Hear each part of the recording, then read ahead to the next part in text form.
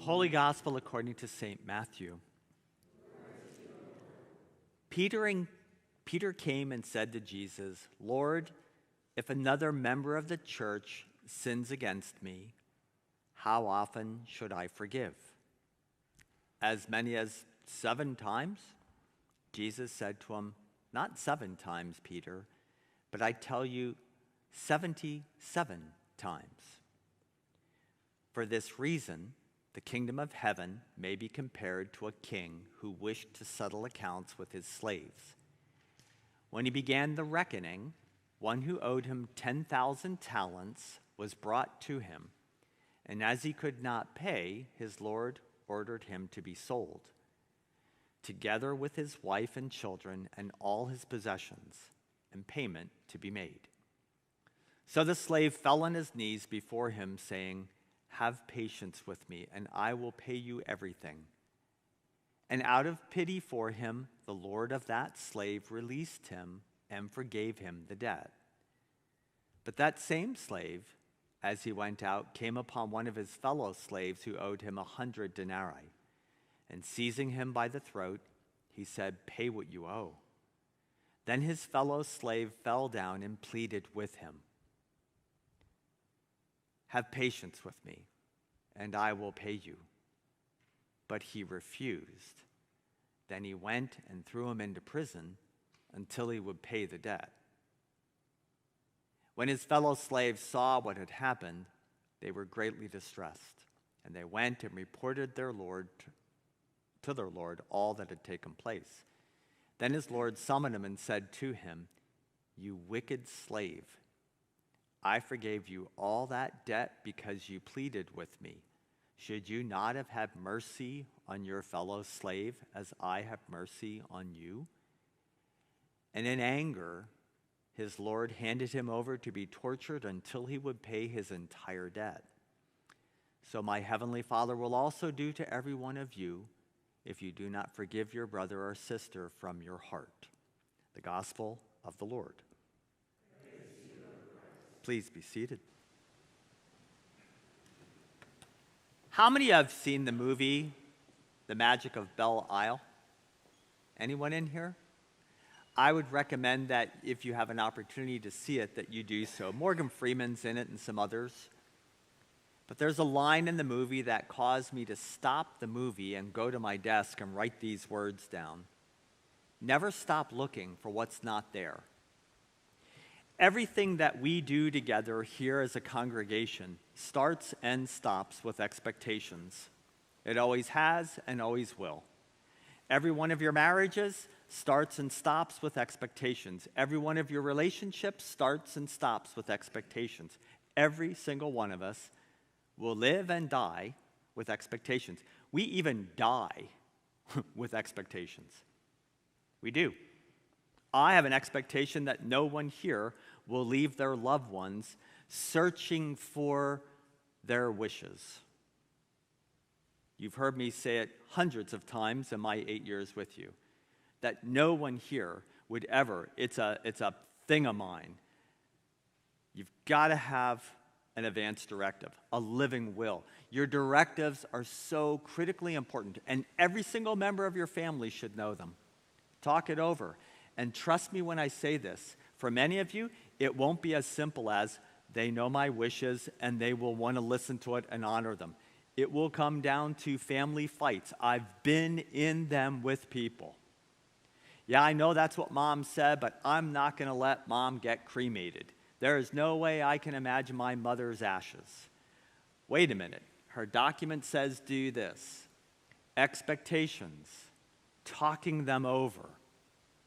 The arrangement between a congregation and a pastor, I'm not only preparing for our work together, but your future work together with someone else that'll be in my place. Whether it's tomorrow or 10 years from now, at some point, you will have to be in a relationship, if you have the courage to do so, where your expectations are on the line and on the table and they are crystal clear. It is not difficult to live up to clear expectations if you write them down. I have an expectation that Missy will arrive for work between 8:30 and 8:45 so she can be ready for her classes at such and such a time. If she continually gets here at 10 minutes of instead of quarter of, I know there's going to be tension between us because she's going to know, I know Pastor Bob said I had to be here between 8:30 and 8:45, but I can do whatever I want to do. And what's ultimately going to happen? There's going to be strain between us. And how many people would, because of our family relationship, because of we never want anyone to hurt, would say, let her do whatever she wants to do, right? We don't want her to be in any pain and frustration, but that puts me in a bind. It puts me in a frustration. I'm human too. I'm not just your pastor. I'm a real live human being. And yes, I'm confident, and sometimes that throws people. And yes, I'm self-assured, and that sometimes throws people. And yes, I have education, and I'm not going to apologize for that. I'm going to bring to you the best I can so that St. John's won't die. Expectations are critical. What are the expectations of never stop looking for what's not there? I'm looking for expectations. I know what Martha's job description is for the preschool. But do you know what your job is as a member of St. John's? Do you, Ryder, not a member of this congregation, do you know what the expectations are of people when they come in and sit in these pews? Would it surprise you if my expectation is not, oh, thank you, Jesus, I am the most blessed man of all because Ryder showed up for church? You know what my expectation is? That you are here and you're going to learn. Because in my heart of hearts, I want to teach. But this is how it really works. We can learn from each other. You're not just someone 95 years younger than me. You're someone that can teach me how to relate to other 17-year-olds. And you have a relationship with a young lady that I love totally. That child is like a part of my family. So there is another line in there too, right? And Mr. Frizz is bigger than me. So there are expectations. The gospel has an expectation today. The gospel has an expectation for us to never stop looking for what's not there. It sounds opposite. Don't just look at what the Bible says. Look for what the Bible doesn't say. Test your thinking up against what the Bible doesn't say. Because what if what you think and what you believe you've been taught isn't even in the Bible? God helps those who help themselves. Well, God helps all people. That's what's in the Bible. But God helps those who help themselves? I don't know. Henry Smith made that up, but Jesus didn't. So in today's gospel lesson, I want to start with that movie quote and take you right into the 18th chapter of Matthew. In this, you're going to hear a lot of words from John Carroll. John Carroll is a professor that I've come to respect. I went to Grove City College, a Presbyterian school. Calvinism is the root of the theology there. A little bit different than Lutheranism. Calvin's a little bit more of a nut job, rigid, whatever, and Luther was a little bit more light and loose, and he liked his beer. But Matthew 18 tells us that, and John Carroll, Professor Carroll, tells us that there is practical wisdom about relationships in our community. There's a practical relationship. And what the disciples are to be hearing and to incorporate into their functioning. It's Jesus' way of saying, this is how I'd like for you to behave. The community of those disciples, like our faith community here, should feature humility. Humility is not, oh, they're so humble, they never take credit for anything, they don't whatever. Humility is not wishy-washy. It's not that. It's understanding that if you have gifts, I mean, Sam has a gift. Should Sam walk around with his head down and say, I'm going to play the guitar today, and yeah, I'm going to sing about the love of Jesus, and and hallelujah. That is not humility. Humility is, God gave me a gift and I'm going to use it. God gave me a gift and I'm going to use it. And for those who have ears to hear, you'll hear in Sam's voice, Sam.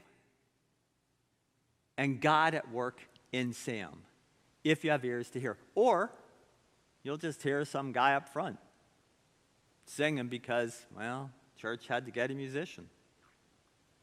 When I was downstairs a couple weeks ago cleaning out the Boy Scout closet, they left a lot of things because they didn't have any use for them. There was a lot of stuff that just really needed to go. We did an all-call to the council, the conference, if you will, all the area scout troops. Anybody need anything that we have? And yeah, the tents were really, really old, and some of the other stuff it's really, really old stuff. And our boys that connected with Good Shepherd, they took the stuff that they could use currently. Well, there was a troop that Donnie Heimbach called someone, a gentleman known to many of you, and he said, our kids have nothing. They were over the moon happy with what were the discards from others. Now, I'm not comparing them. I'm just saying you have to find the right people to appreciate what you have. Some of you would be very, very happy having a bicycle. And some of you would be very happy having a motorcycle. Some of you would be happy having, a Bentley.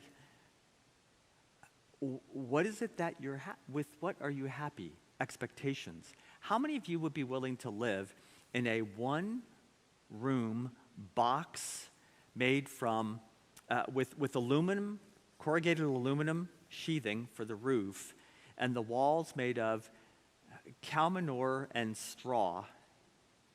How many of you would be okay with that? I've had more heart-to-heart, worshipful talks in those one-room places in Africa than I've had in many homes where I've served as the parish pastor, where the home is valued at hundreds and hundreds of thousands of dollars. It's what you bring. It's what your expectations are. Humility is about understanding the expectations. And the hardest work for churches is to figure out what the expectations are. I never coached with an expectation that a kid would win the race. I coached with an expectation that kids would do their best and that I would do everything I could to help them be at their best. I never taught a student at the college or anyplace else where I wanted them to necessarily get an A. I taught them so that we could take them to the very edge of their potential and one step further. So if they didn't know a subject and verb were required in a sentence, we'd teach them that both of those were required. I'm joking. Mercy and forgiveness. Mercy and forgiveness are kind of sort of connected, and it's a part of the text today. Mercy is not getting what you deserve. If Martha is ever caught driving the speed limit that I sometimes see her, boy, I'm really picking on her today, aren't I? If you are ever caught, like I was caught going out of town the one day by the police officer when I was heading off to Mary Duroff's family when her son died, and the police officer pulled me over, I deserved a ticket because I pulled out of our parking lot here on the way to that family, regardless of the circumstances, and I was at 35, 40 miles an hour before I hit the Y bridge. And he was right behind me. And he said, when he opened the window, I was only here like a month at the time, and he said, Pastor Bob. I thought, oh, crap, he knows me. Ooh, did I say that out loud? and he said, I'll let you go this time, but just don't forget, you can't punch it until you get past the bridge. So, okay, so at least we know our expectations. Now I wait till I get to the bridge, and then I go fast until I get to Bali. Mercy is not getting what you deserve. Accountability. We all like accountability for others, but we don't necessarily like it for ourselves. I like being able to look at our home when I go home and say, bathroom could be a little bit cleaner. And usually I know what? What do I know if that's a thought in my mind, what do I know? I should go to the closet and get whatever I need and make it the way I want it. because it's my responsibility. It's not someone else's. It's my responsibility. It's my responsibility.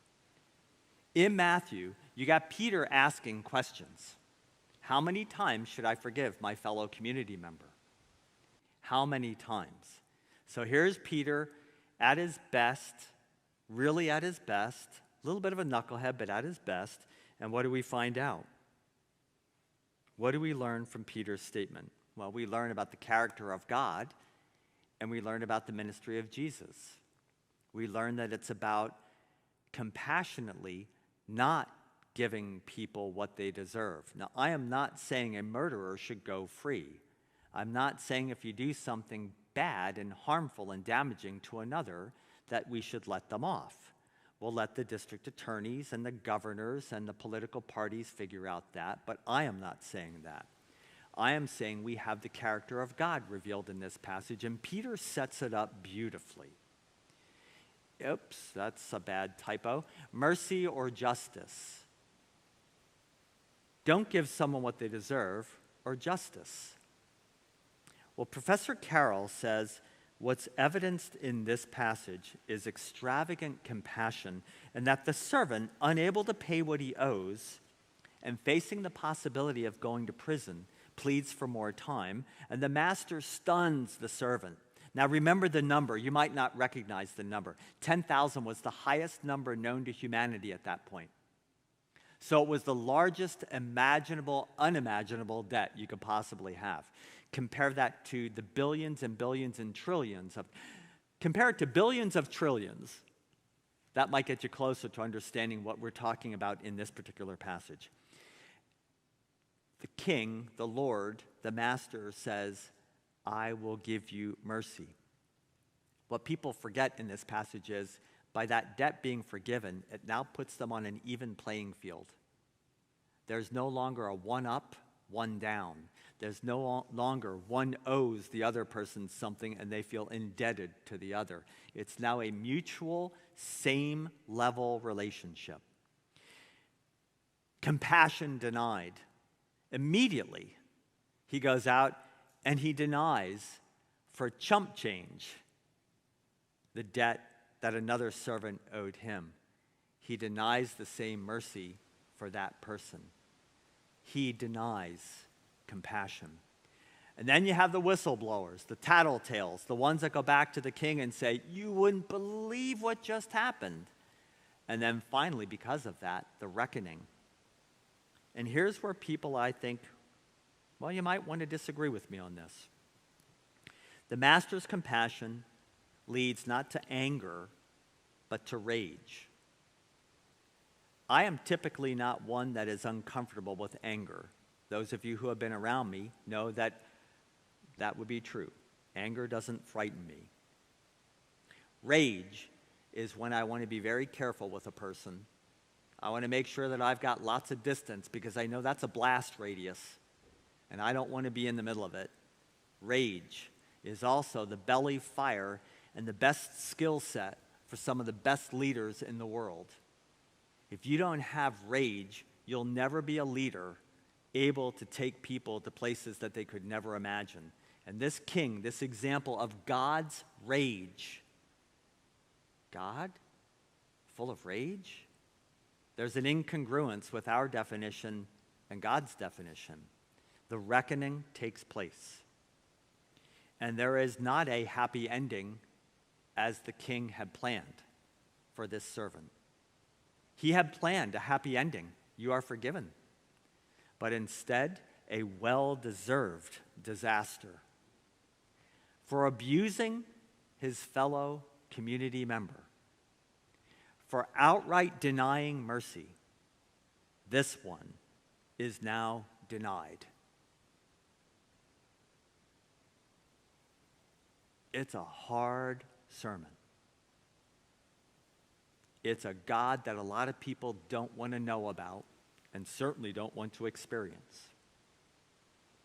It's a difficult parable. Extreme mercy or severe judgment. The passage is confusingly intertwined but it's not confusing at all, because at the very base of it is the truth. Forgiveness is not easy. There is and needs to be a space between the comma and the accountability. There is and needs to be accountability for harmful actions and abuses of power. There really does need to be an accountability when there are harmful actions and abuses of power. As hard as that is,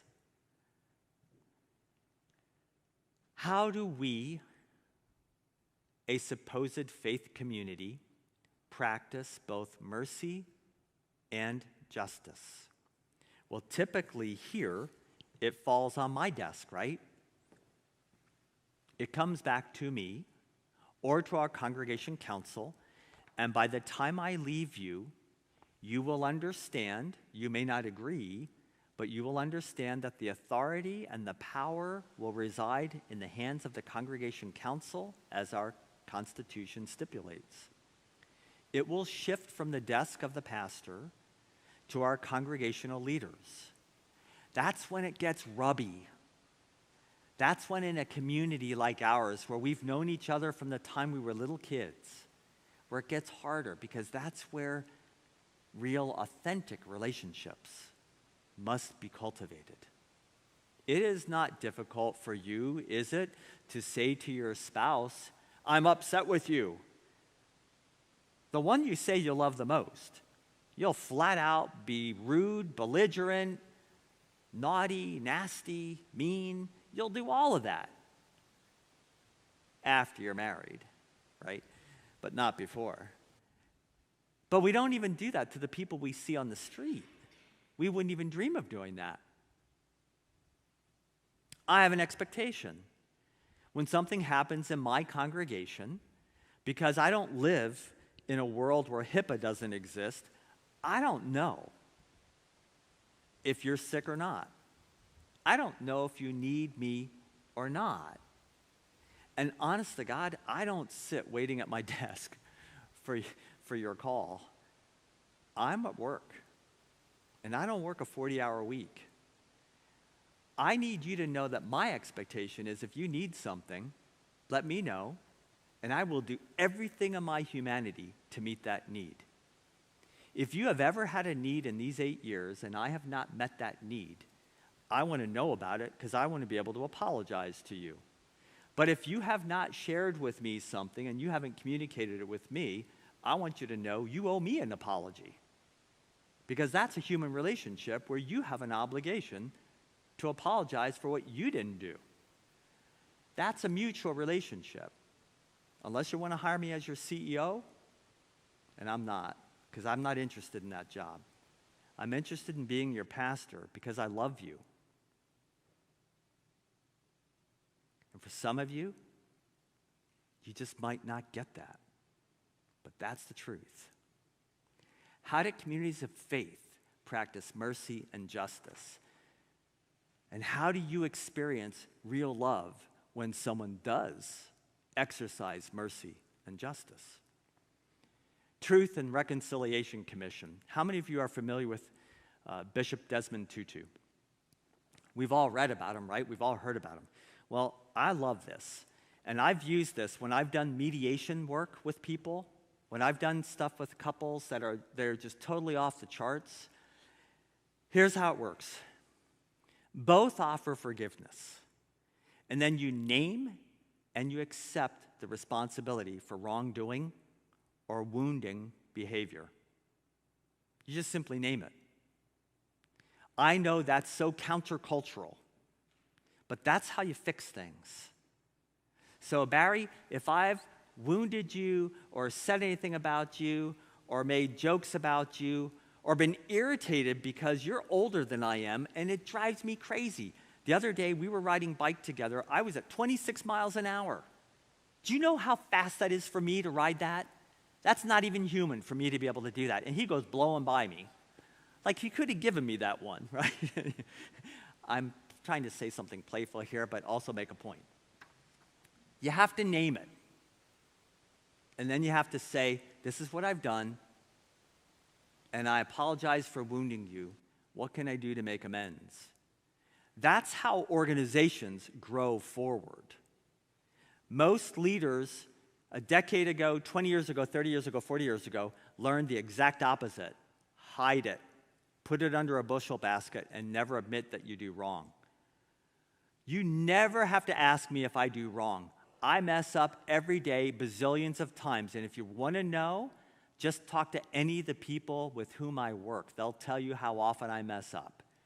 But they will never discard me because in my messing up, they also know I'm trying my darndest to bring Jesus to my community. The other day, when we had the situation with the individual that escaped from prison, how many of you were supportive of leaders that said, we are not going to have events in the evening. We are going to take this night off.